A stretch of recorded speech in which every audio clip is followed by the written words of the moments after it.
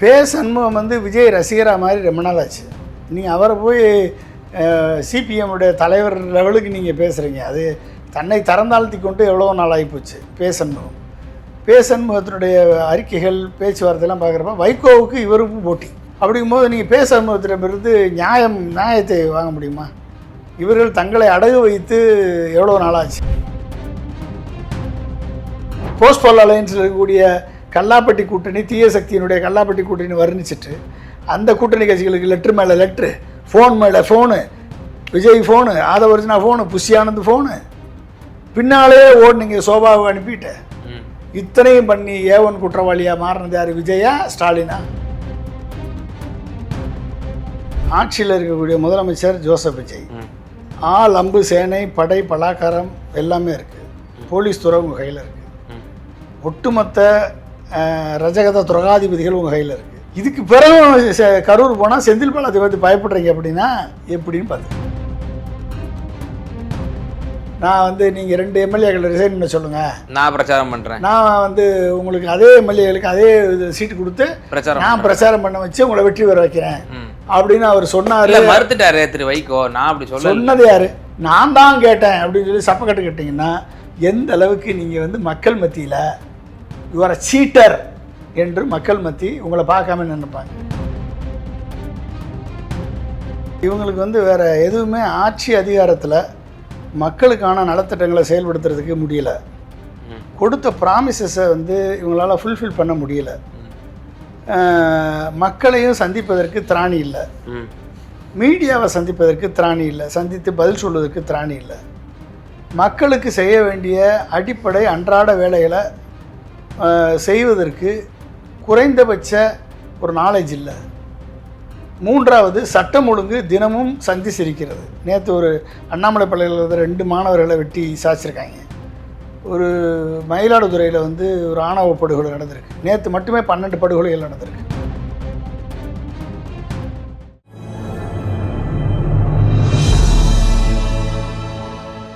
Tamil news நேயர்களுக்கு வணக்கம். இன்றைய சிறப்பு நேர்காணலில் நம்ம இருந்திருப்பவர் முன்னாள் குடியரசுத் தலைவர் டாக்டர் ஏபிஜே அப்துல் கலாம் அவர்களுடைய அறிவியல் மற்றும் அரசியல் ஆலோசகர் டாக்டர் பொன்ராஜ் சார். சார் வணக்கம். வணக்கம்பா.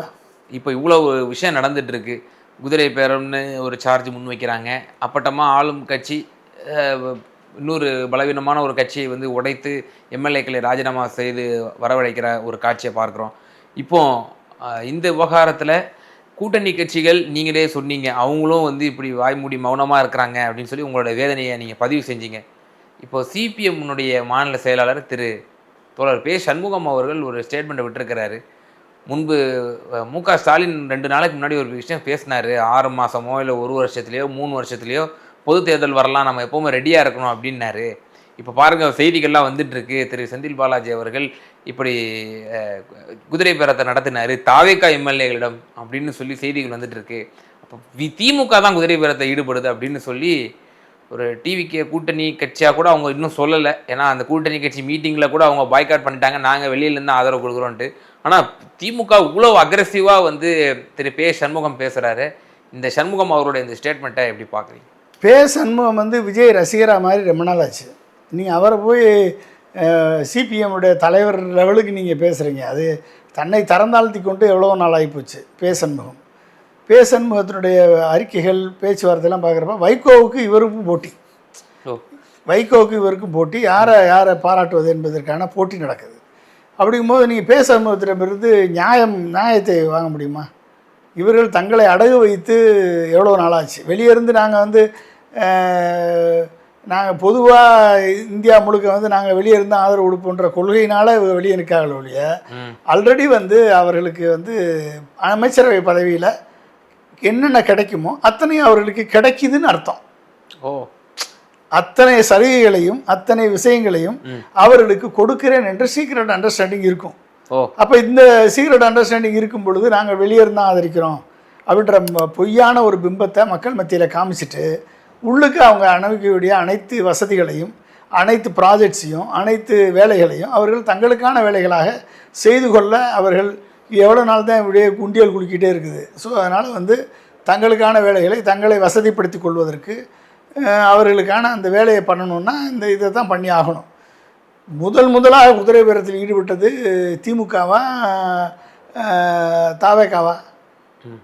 அமமுக எம்எல்ஏவை தூக்குனது திமுகவா தாவேக்காவா? இன்னைக்கு டிடிவி தினகரன் ஷேர் பண்ணி விட்டுருக்காரு. குதிரை பேரத்துல A1 திரு விஜய் தான் A1 விஜய் தான் டிடிவி தினகரன் சொல்லியிருக்காரு. A1 விஜய் தான். சரி, ஏடிஎம்கே ஸ்பிளிண்டர் குரூப்பை போய் என்கரேஜ் பண்ணி நீங்கள்லாம் எனக்கு ஆதரவாக ஃப்ளோர் ஆஃப் த அசம்பிளியில் வாக்களிங்கன்னு சொல்லி ஓப்பனாக ஸ்பிளிண்டர் குரூப்பை என்கரேஜ் பண்ணி ஹார்ஸ் ரைடிங்கை ஊக்குவிச்சது விஜயா அது மு.க. ஸ்டாலினா? அங்கேயும் A1 விஜய் தான். நேரடியாக போய் பார்த்தேன். போஸ்ட் போல் அலையன்ஸில் ப்ரீபோல் அலையன்ஸ் தான் நார்மலான அலையன்ஸ். ப்ரீபோல் அலையன்ஸில் உன் கூட இருந்த முஸ்தபான்ற கட்சிக்காரனுக்கு நீ வந்து ஒரு பதவியும் கொடுக்கல. அப்போ ப்ரீபோல் அலையன்ஸுக்கு உண்மையிலே கொடுக்கணும், ஒரு முஸ்லீம் சமுதாயத்துக்கு கொடுக்கணும்னு நினச்சிருந்தா ப்ரீபோல் அலையன்ஸுக்கு ஃபஸ்ட் ப்ரிஃபரன்ஸ் கொடுத்து முஸ்தபாவுக்கு வந்து நீ அமைச்சராக்கியிருந்தா நீ உண்மையிலே வந்து ஜனநாயகவாதின்னு அர்த்தம். நீ ப்ரீபோல் அலையன்ஸில் மனசனாவே மதிக்கலையே. அந்த ஆள் வெட்டியாக வந்து டிவியில் உட்காந்துட்டு உனக்காக கொடை பிடிச்சிக்கிட்டு அல்லக்கை மாதிரி பேசிகிட்டு வந்திருக்காரு.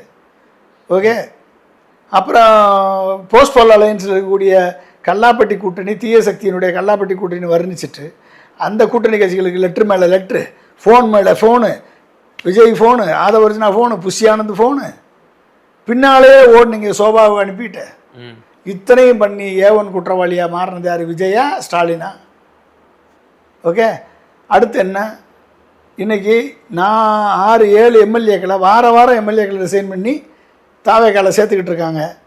அப்போ அதுக்கு A1 விஜயா ஸ்டாலினா?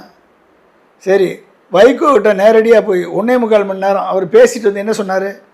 நான் முல்லை பெரியார் அணையை பற்றி பேசுகிறேன், நாசகார திட்டத்தை எதிர்த்து பேசினேன், அதை பேசினேன், இந்த வரலாறுலாம் சொன்னேன் அப்படின்னு சொன்னவர் அன்னைக்கு என்ன சொல்லலை?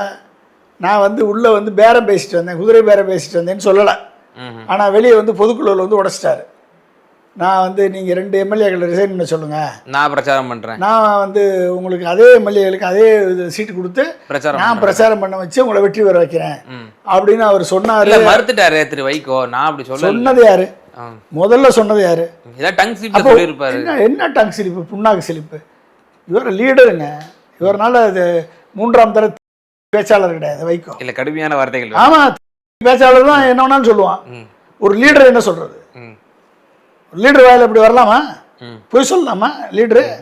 இல்ல, அவர் ஒரு சீனியர் லீடர். அவருடைய நடவடிக்கைகள் அரசியல் ரீதியா நீங்க வந்து நிச்சயமா அப்புறம் நான் என்ன சொல்றேன், பேச்சாளர் தான் வந்து ஒன்று சொல்லிட்டு நாளைக்கு மாற்றி பேசுவோம்.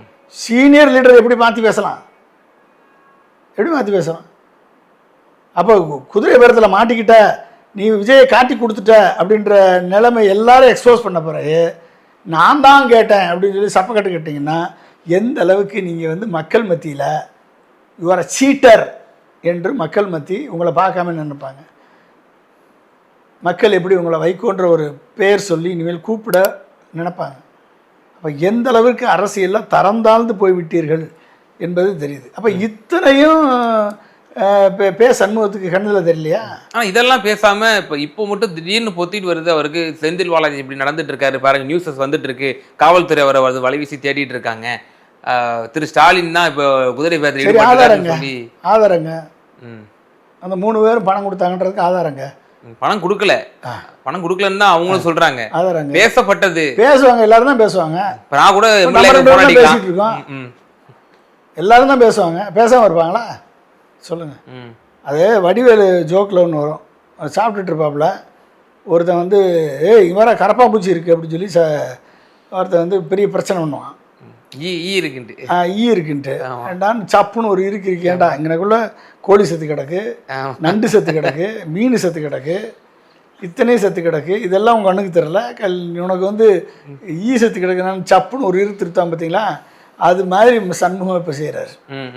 சார், முன்னாள் அமைச்சர் ரகுபதி இப்போ என்ன குற்றச்சாட்டு வைக்கிறாருன்னா, இந்த மந்த் 2nd வீக்கு திரு விஜய் போகிறாரு கரூருக்கு, அந்த பாதிக்கப்பட்ட மக்கள் சந்திக்க போகிறாரு அப்படின்னு சொல்லி ஆல்ரெடி ஒரு நியூஸஸ் வந்துருச்சு.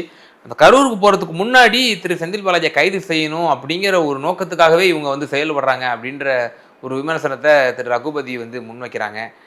எப்படி பார்க்குறது? இப்போ எதுக்கு வந்து சம்மந்தமே இல்லாமல் திரு செந்தில் பாலாஜி அவர்கள் மீது ஒரு டார்கெட் வச்சு இப்படி பண்ணிட்டு இருக்காங்க? அரசு தாவேக அரசு, ஆட்சியில் இருக்கக்கூடிய முதலமைச்சர் ஜோசப் விஜய், ஆள் அம்பு சேனை படை பலாக்காரம் எல்லாமே இருக்குது.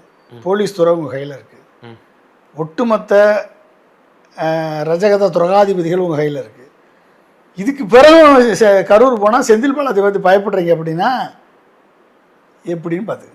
இதில் இன்னொரு கூடுதலாக சொல்லணும், இப்போ அந்த இணைப்பு விழா நடந்துச்சு இல்லையா, விஜயபாஸ்கர் எம்ஆர் விஜயபாஸ்கர் விழாவில், அதில் அமைச்சர் ஆதவ் என்ன பேசியிருக்காரு அப்படின்னா, கரூரில் ஒரு கணக்கு, எங்களுக்கு ஒரு கணக்கு வழக்கு இருக்குது, அந்த கணக்கு வழக்கை வந்து நாங்கள் விரைவில் முடிச்சு வைக்கணும், காவல்துறையினரை வச்சு இந்த மாதிரி வந்து எங்கள் மக்களை வந்து போட்டு தள்ளியிருக்காங்க, சும்மா விட மாட்டோம் அப்படின்னு சொல்லி செந்தில் பாலாஜியும் கடுமையாக சாடி இருக்காரு அமைச்சர் ஆதவ்.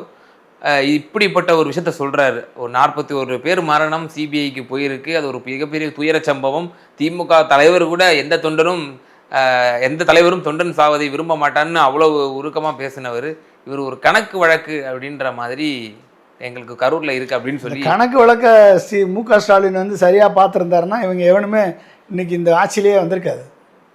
இந்த கணக்கு வழக்கை வந்து பாவம் போட்டணும் பிழைச்சி போட்டணும்னு விட்டார் திரு மு.க. ஸ்டாலின். இன்றைக்கி இவர்களெல்லாம் இப்படி பேச வேண்டிய நிலைமை ஏற்பட்டிருக்கிறது. இவர் சொன்ன கணக்கு வழக்கு என்னன்றதை வீடியோ கிளிப்பிங் மட்டும் எடுத்து சிபிஐக்கு அனுப்பி ஒரு கேஸை போட்டாங்கன்னா திமுக அந்த கணக்கு வழக்கு என்னென்னு சிபிஐ என்னன்னு பார்க்கும், கண்டிப்பாக பார்க்கும். சார் இப்போ அந்த மரணித்தவர்களை நேரில் போய் சந்திக்கலை, இவர் மாமல்லபுரத்தில் ஒரு ஹோட்டலில் புக் பண்ணி அங்கே கூட்டு வச்சு தனிமையில் பேசின போதே சாட்சிகரை கலைக்கிறாரு அப்படிங்கிற ஒரு விஷயம் டெக்னிக்கலாக சட்ட ரீதியாக பேசப்பட்டது. இப்போ சிட்டிங் சீஃப் மினிஸ்டராக இருக்கார், இவர் ஒரு விட்னஸ் சாட்சியாக தான் சிபிஐ இவரை வந்து கூப்பிட்டு விசாரணை பண்ணாங்க, இன்வெஸ்டிகேஷன் பண்ணாங்க. இவர் எஃப்ஐஆரில் இவர் பேர் கிடையாது. ஆனாலும் இப்போ இவர் ஒரு ஹையர் பொசிஷனில் இருக்கக்கூடிய ஒரு சிஎம் விஜய் அவர்கள் இப்போ கரூரில் போய் அந்த பாதிக்கப்பட்ட விக்டீம்களை போய் சந்திக்கிறாரு அப்படின்னா இதுவும் ஒரு சாட்சிகளை கலைக்கக்கூடிய ஒரு சம்பவமாக பார்க்கப்படுமா? இல்லை டெக்னிக்கலாக இன்னொன்று விஷயம் என்ன கேட்குறாங்கன்னா, அஜய் ரஸ்தோகிட்ட நீங்கள் வந்து ஆல்ரெடி வாங்கிட்டீங்களா, பெர்மிஷன் வாங்கிட்டீங்களா, அவர் தானே வந்து மானிட்டரிங் பண்ணிட்டு இருக்காரு, ஃபார்மர் ரிட்டையர்ட் ஜட்ஜி அப்படின்னு டெக்னிக்கலாக சில கேள்விகள் கேட்குறாங்க. எப்படி பார்க்குறீங்க? அது நீங்கள் வந்து இவங்க திமுக வந்து ஒரு வழக்கு பதிவு செய்யணும். இந்த சிபிஐ கேஸ் முடிகிற வரைக்கும் திரு விஜய் வந்து பாதிக்கப்பட்டவர்களை சந்திக்கக்கூடாது, ஏற்கனவே சந்தித்து சாட்சியை கலைத்து 20 லட்சம் கொடுத்து சாட்சியை கலைத்ததுபடி இப்படி சந்திக்கக்கூடாது என்ற ஒரு ரிட்டு போட்டு அதை தடையை ஏற்படுத்தணும். அதுக்கான வேலையை திமுகவினுடைய வழக்கறிஞர்கள் குழு செய்யணும். செய்தால் செய்ய வேண்டிய தேவை இருக்கிறது. சார், எனக்கு இறுதியான ஒரே ஒரு கேள்வி தான் சார்.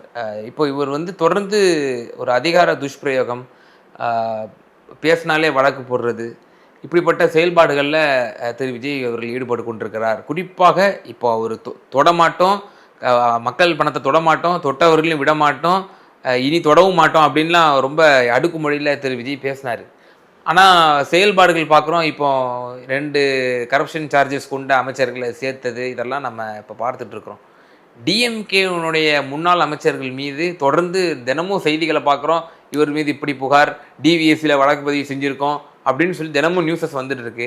ஏஐஏடிஎம்கேனோட ஃபார்மர் எம்பி அமைச்சர்கள்லாம் வந்து ஆல்ரெடி சார்ஜஸ் இருக்குது அவங்க மேலே இவர் நினைச்சாலும் இன்னும் வழக்கு தொடுக்கலாம், இப்படி பல விஷயங்கள் இருக்குது. ஆனால் அப்படிப்பட்ட எதுவுமே நம்ம நியூஸஸே பார்க்கல.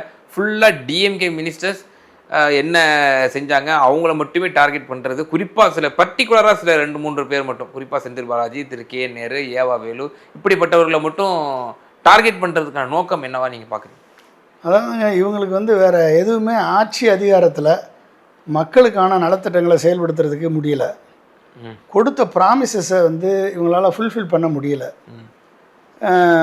மக்களையும் சந்திப்பதற்கு திராணி இல்லை, மீடியாவை சந்திப்பதற்கு திராணி இல்லை, சந்தித்து பதில் சொல்வதற்கு திராணி இல்லை. மக்களுக்கு செய்ய வேண்டிய அடிப்படை அன்றாட வேலைகளை செய்வதற்கு குறைந்தபட்ச ஒரு நாலேஜ் இல்லை. 3வது, சட்டம் ஒழுங்கு தினமும் சந்தி சிரிக்கிறது. நேற்று ஒரு அண்ணாமலை பள்ளியில் 2 மாணவர்களை வெட்டி சாய்ச்சிருக்காங்க. ஒரு மயிலாடுதுறையில் வந்து ஒரு ஆணவ படுகொலை நடந்திருக்கு. நேற்று மட்டுமே 12 படுகொலைகள் நடந்திருக்கு. அப்போ ஒட்டுமொத்த போலீஸ் துறையும் விஜயினுடைய ட்ராவலை பாதுகாத்துக்கிறதுக்கு சென்னை போலீஸ் துறை ஃபுல்லாக வந்து ரிசோர்ஸஸ் வீணடிக்கப்படுது. காலையில் எழுந்திரிச்சு இவர் வர்ற வரைக்கும் அங்கேருந்து போலீஸ் டிப்ளாய்மெண்ட்டு, இவர் போன பிறகு திரும்பி ரிட்டர்ன் ஆகிறதுக்கு அதுக்கு ஒரு போலீஸ் டிப்ளாய்மெண்ட்டு, இந்த அமைச்சர்கள் போனால் அவங்களோட சுற்றுறது, டிராஃபிக்கு, இதெல்லாம் பார்த்துக்கிட்டு சட்டம் ஒழுங்கை பார்ப்பதற்கே காவல்துறைக்கு நேரம் இல்லை. அப்போ என்னது, சட்டம் ஒழுங்கு தினமும் வந்து சந்தி சிரிக்கிறது, கொள்ளைகள் நடந்து கொண்டிருக்கிறது, கேட்பதற்கு நாதி இல்லை. சிறு குழந்தைகளுக்கு, எந்த சிறு குழந்தைகளெல்லாம் விஜய்க்காக ஓட்டு போடு என்று பெற்றோர்களை சொன்னார்களோ அந்த சிறு குழந்தைகளில் 120 பேர் இந்த போக்சோவால் பாதிக்கப்பட்டிருக்கிறார்கள்.